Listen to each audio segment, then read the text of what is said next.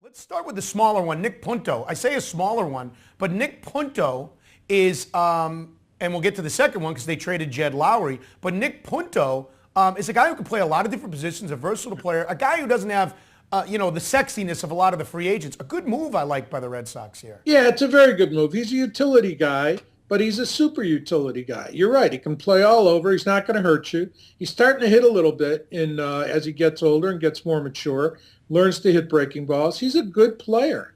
I'm very surprised he was on the open market. He's going to help somebody, and he's going to help the Boston Red Sox. You know, if somebody goes down, they need depth probably more at second base than at shortstop because Scudero can play there, and they really are okay at short, even without Lowry. But I think at second, even at third, he's not a bad ball player to have in your club. Well, the Red Sox make this acquisition simultaneously while they trade their own super sub, Jed Lowry, along with Kyle Weiland, a young pitcher, to the Houston Astros, for somebody who could be, I use the word could be, a replacement for Jonathan Papelbon. What we do know about Mark Melancon is a couple of things.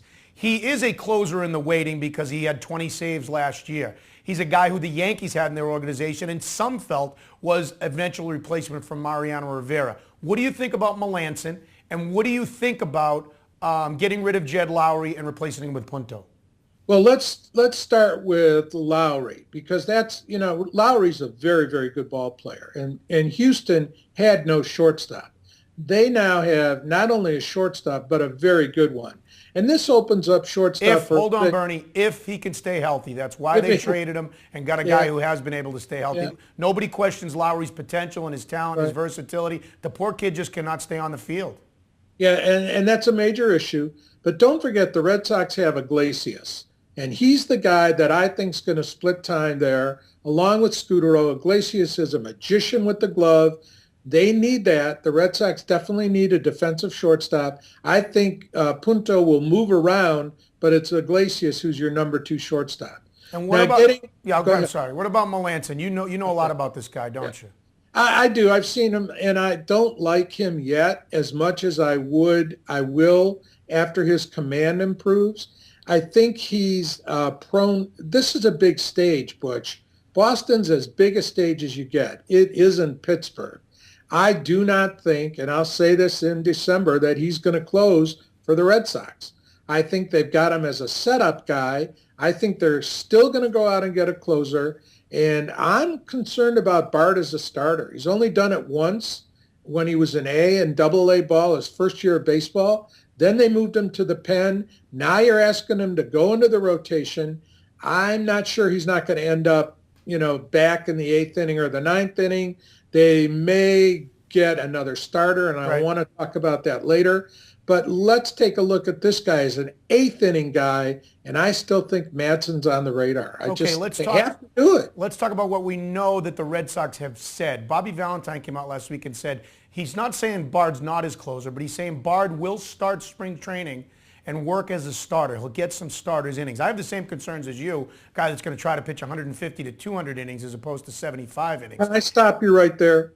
Yeah. Can I stop you right there? Yeah. At the winter, this is unbelievable. At the winter meetings, I sat right in front of Bobby Valentine and heard him say the following. I have no idea where Bard's going to pitch. He can start for me, but right now he's kind of like in limbo. He's like 4 of our guys. I have no clue whether this guy's going to start, whether this guy's going to be in the 8th inning, the 9th inning. We're going to find that out in spring training. 2 days later, he's in the rotation. Well, okay, so let's surmise that Ben Cherington came to him and said, listen, we got a guy who could potentially replace him. We've always loved his arm. I like this move for a lot of reasons. The Red Sox have potentially opened themselves up to a lot of criticism. They've gone out. Let me make the leap, Bernie, and for the sake of our argument, that they're thinking of Melancon as being a closer for them. Because he closed 20 of 26 opportunities last year. He's a good young pitcher. He's got a good young arm. Yeah, there's questions about the big stage, but they went after an unestablished rising guy as opposed to the Heath Bell or somebody else and spending them $6 million a year. So they're opening themselves up to criticism if in July they can't close games and they get this guy as the closer, but they could fall back on Bard or this and that. Do you like the move of going for a young arm as opposed to signing big money from a big market team for an established closer? I absolutely do. This guy's got a great arm. Just wait it out. Don't rush him. Don't put the pressure on him that he's not used to yet. And that's the key word, is yet. He is your closer in waiting, which is why they may not go for a guy like Matson and give him 3 years. But I still don't think they start the season as you and I see it now. I think there's a closer out there somewhere they're going to go and get. They may even trade it. They may trade for it.